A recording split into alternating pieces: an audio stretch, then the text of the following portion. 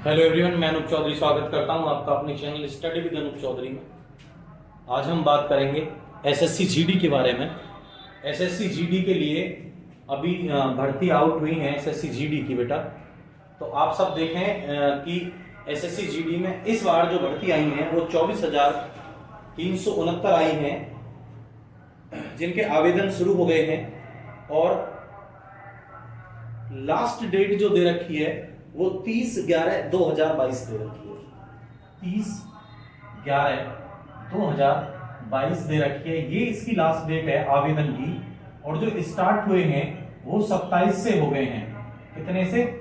27 से। 27/10/2022 से वो स्टार्ट हो गए हैं।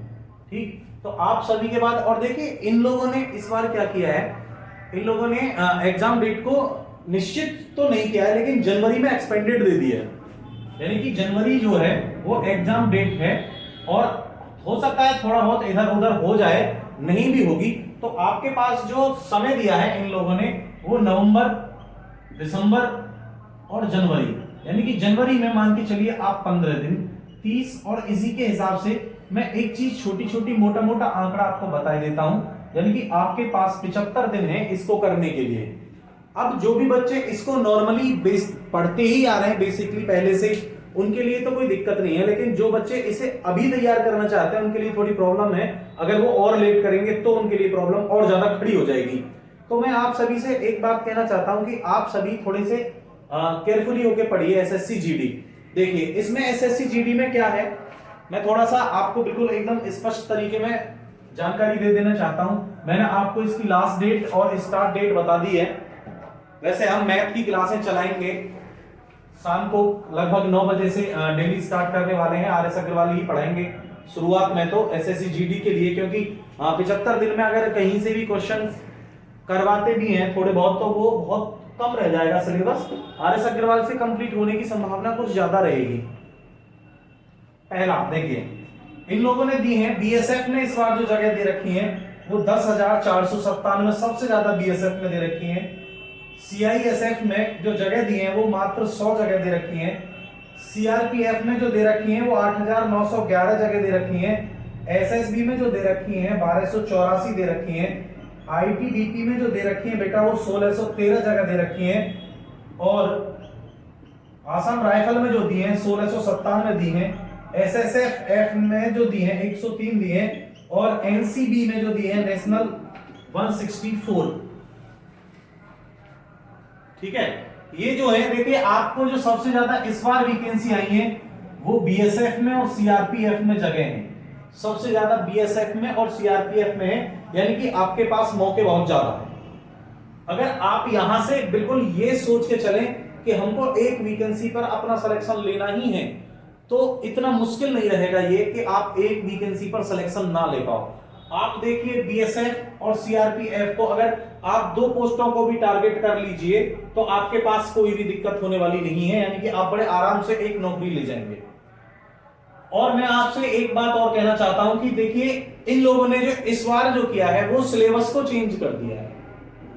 सिलेबस को किस तरीके में चेंज किया है थोड़ा सा मैं ये भी बता देता हूं। उससे पहले मैं मेजरमेंट बता देता हूं आपको कि यानी कि नापतोल क्या रहने वाली है। नापतोल देखिए लड़कों के लिए जो हाइट जो थी उसमें कोई चेंजिंग नहीं आई है। ठीक, हाइट को 170 सेंटीमीटर रखा है। हाइट को 170 सेंटीमीटर इन लोगों ने रखा है। चेस्ट को वही 80 से 85 रखा है, यानी कि बिना फुलाए 80 सेंटीमीटर होगी और फुलाकर उसको 85 सेंटीमीटर इन लोगों ने रखा है। दूसरा जो मेजरमेंट है वो देख लीजिए। तीसरा यानी कि जो रनिंग होगी आपकी वो बड़ी ही आसान है, ज्यादा नहीं है। 5 किलोमीटर को 24 मिनट में रखा है, यानी कि वहीं उसको इन लोगों ने फिजिकल के साथ कोई छेड़छाड़ नहीं की है। सिर्फ अगर किसी के साथ छेड़छाड़ की है तो वो है सिलेबस। ठीक, सिलेबस को मेरी नजर में आसान भी बना दिया है और कठिन भी बना दिया है। आसान मैं इसलिए कह सकता हूं कि पेपर छोटा कर दिया है, और कठिन इसलिए कह सकता हूं कि पेपर की जो टाइमिंग है उसको भी साथ के साथ छोटा कर दिया है। देखिए कैसे किया है छोटा, अब वो देख लीजिए। देखिए पहले भी 4 ही सब्जेक्ट आते थे, हिंदी और अंग्रेजी। में से कोई एक जो करना चाहे, गणित सामान्य अध्ययन, बेटा सामान्य अध्ययन के बाद जो रह गया वो रीजनिंग रह गई।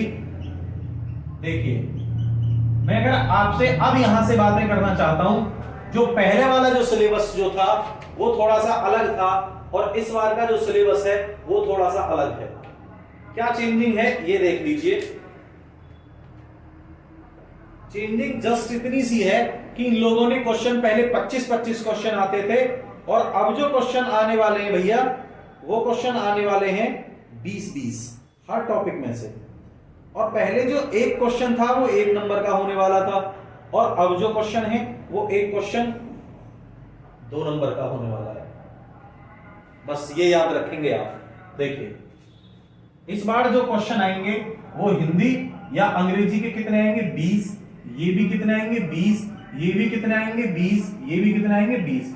और जो नंबर होने वाले हैं एक क्वेश्चन के लिए 2, 40, 40, 40 और 40। इस कंडीशन में ये पेपर होने वाला है, यानी कि 80 क्वेश्चन को और ये देने वाले हैं कितने 120 नंबर, वो सॉरी 160 नंबर। ठीक है, यानी कि ये जो है ये 80 क्वेश्चन को 160 नंबर का इस बार कर रहे हैं। और आगे जो नेक्स्ट होने वाला है वो ये है, इनका जो कंडीशन है, इन लोगों ने क्या था, पहले हम 90 मिनट का एग्जाम करवा रहे थे इन लोग, ये लोग, और इस बार 7 मिनट में ये लोग एग्जाम करा रहे हैं। ठीक है, यानी कि अगर मैं इस बात को करूं तो यहां 100 क्वेश्चन थे और मिनट थी 90 और यहां कितने क्वेश्चन है 80 और मिनट कितनी होगी बेटा 60। अगर 80 और 60 की मिनट हो जाती हैं तो देखिए कहीं ना कहीं पेपर टफ तो होगा, ये आसान नहीं होने वाला है, क्योंकि इन लोगों ने क्वेश्चन कम किए हैं 20 और मिनट कम कर दिए 30। यानी कि क्वेश्चंस इस बार भी वही रेशियो रहेगा 1 मिनट से कम का, और यहां भी 1 मिनट से थोड़ा कम था, यहां थोड़ा ज्यादा कम हो जाएगा। तो आप सभी के लिए मैं बता दूं, और नेगेटिव मार्किंग के बारे में एक थोड़ी सी चर्चा मैं कर लेता हूं। पहले जो हो रही थी वो 0.25 मार्क्स की हो रही थी नेगेटिव मार्किंग, यानी कि पहले भी 1/4 की थी, और इस बार जो हो रही है 2 नंबर का क्वेश्चन है 0.5 की नेगेटिव मार्किंग होने वाली है, यानी कि इस बार भी 1/4 ही रहेगी। नेगेटिव मार्किंग में कोई चेंजिंग नहीं है। आपसे जो भी कोई भी कुछ कह रहा है कि नेगेटिव मार्किंग इधर जाएगी, नेगेटिव मार्किंग उधर जाएगी, नेगेटिव मार्किंग ऐसे नहीं जाएगी। नेगेटिव मार्किंग 1/4 ही रहेगी। नोटिफिकेशन आप गौर से पढ़ लीजिए। उन्होंने कहा है कि प्रत्येक क्वेश्चन गलत करने पर 0.5 मार्क्स कटेंगे आपके, यानी कि जो एक क्वेश्चन दे रखा है वो 2 नंबर का दे रखा है। 80 क्वेश्चंस को 160 नंबर में डिवाइड शायद किया है इन लोगों ने। ठीक है, देखिए अब मैं आपको बता देता हूं थोड़ा सा सिलेबस के बारे में। हिंदी है, हिंदी को करने से पहले हिंदी को 2 भागों में इन लोगों ने बांट दिया है। ग्रामर में हिंदी ग्रामर और कुछ हिंदी लिटरेचर, यानी कि याद करने वाला जो है उसको, जैसे कि आप करेंगे एक शब्द याद करेंगे, उपसर्ग करेंगे, प्रत्यय करेंगे, पर्यायवाची करेंगे, विलोम शब्द करेंगे। तो इन चीजों को जब आप याद करेंगे तो हिंदी का जो थोड़ा सा लॉजिकली है, जैसे संधि है, समास है, इन सारे सब्जेक्टों को आप अलग पढ़िए, ग्रामर में पढ़िए और उनको याद करने के लिए पढ़िए, थोड़ी सी रचनाएं भी पढ़िए।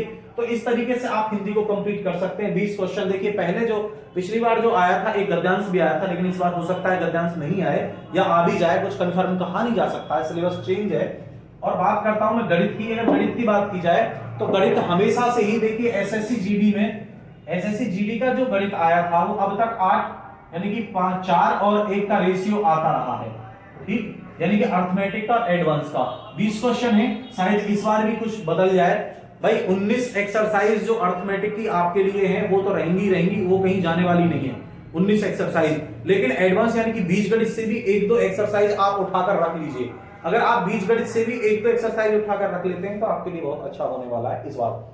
यानी कि आप सभी इस तरीके में उस चीज को पढ़ें कि एक बार में ही ये सोच लीजिए कि ये भर्ती आपके लिए लास्ट भर्ती है, और हर लड़ाई को अगर आप अंतिम लड़ाई समझकर लड़ेंगे तो विजय जरूर पाएंगे, यानी कि जीत आपकी जरूर होगी। तो आप इस चीज को देखिएगा बेटा, ये है। अब आप आगे चलिए सामान्य अध्ययन में देखिए, हालांकि एसएससी जीडी हमेशा से ही हिस्ट्री पर और साइंस पर जोर देती आई है, हिस्ट्री, साइंस और करंट अफेयर्स पर। लेकिन कहा यह नहीं जा सकता कि करंट अफेयर्स, आजकल जो करंट अफेयर्स आ रही है वो मॉडरेट आ रही है, चाहे सूचना प्रौद्योगिकी ले लें, चाहे इकोनॉमिक्स से संबंधित ले लें, चाहे खेल से ले लें, या भारत की जो नियमित घटनाएं परिवर्तित होती रहती हैं उनसे ले लें, तो इस तरीके की आजकल जो आ रही है वो करंट अफेयर्स इस तरीके की आ रही है। दूसरा, सामान्य अध्ययन में एक चीज और है, विज्ञान अगर लें हम तो देखिए एक बेसिक विज्ञान होती है और एक होती है मॉडरेट साइंस। बेसिक साइंस वो है जो हम पढ़ते आ रहे हैं, यानी कि हम 6th क्लास में पढ़े, 7th में पढ़े, बल पढ़े, कार्य पढ़े, ऊर्जा पढ़े, या हमने सदिश और अदिश राशियां पढ़ी। लेकिन अगर हम मॉडरेट साइंस की बात करेंगे तो जो आविष्कार आज के युग में हो रहे हैं उनके बारे में आपसे पूछेगा एग्जामिनर, जरूर छोड़ेगा नहीं, बिल्कुल भी, ये आप ध्यान रख लेना। कंप्यूटर से संबंधित जो आजकल घटनाएं घटित हो रही हैं, नई घटनाएं, यानी कि वर्तमान में क्या आविष्कार हो रहे हैं, क्या डेवलपमेंट किए जा रहे हैं, तो उनसे संबंधित भी आपसे पूछा जाएगा क्वेश्चन। नेक्स्ट क्वेश्चन है आपका यानी कि रीजनिंग। रीजनिंग से देखिए आकृति, यानी कि अगर आकृति आती है तो आकृति भी आपसे जरूर 2 से 4 पूछेगा, 2 से 4 आकृति पूछेगा, लुप्त पद पूछेगा, श्रृंखला में से क्वेश्चंस पूछेगा, ब्लड रिलेशन आपसे पूछेगा, हाँ दिशा और दूरी आपसे पूछेगा, ठीक है, कोडिंग डिकोडिंग तो जरूर ही पूछेगा, उसको तो छोड़ने वाला है ही नहीं ये। और अगर आकृति में पूछेगा तो आपसे लुप्त पद ये भरवाएगा आकृति में, ठीक, और मिरर यानी कि शीशा आपसे, दर्पण ये पूछेगा, जल आपसे पूछेगा, इन चीजों को जरूर पूछेगा ये, ठीक। तो आप सभी इस तरीके से पढ़िए जैसे ये आपके लिए आखिरी एग्जाम होने वाला है। और देखिए मैं ये बता रहा हूं कि इतना कठिन नहीं होगा, मैथ आप यहां से कर सकते हैं हमारे चैनल से, बहुत ही आसान तरीके में आपको पढ़ाया जाएगा। RS अग्रवाल, कई सारी एक्सरसाइज हम करवा चुके हैं, सरलीकरण चल रही है, हम उसको बीच में कुछ स्वास्थ्य कारण थोड़ा बंद कर दिया था, लेकिन अब फिर से स्टार्ट करने वाले हैं। शाम को आपको क्लास मिलेगी डेली। और हिंदी, आप मैथ और हिंदी हमारे यहाँ से पढ़ सकते हैं, हिंदी की भी क्लासें हम लगभग रेगुलर से ही लगाएंगे। तो आप सभी यहाँ से पढ़िए और आपको एक्यूरेट पढ़ाया जाएगा, कोशिश करेंगे हम आपको सिलेक्शन दें, ठीक है। तो आप ये सिलेबस देख लीजिए एक बार, और बीच बीच में हम आपको मॉडरेट करते रहेंगे। धन्यवाद।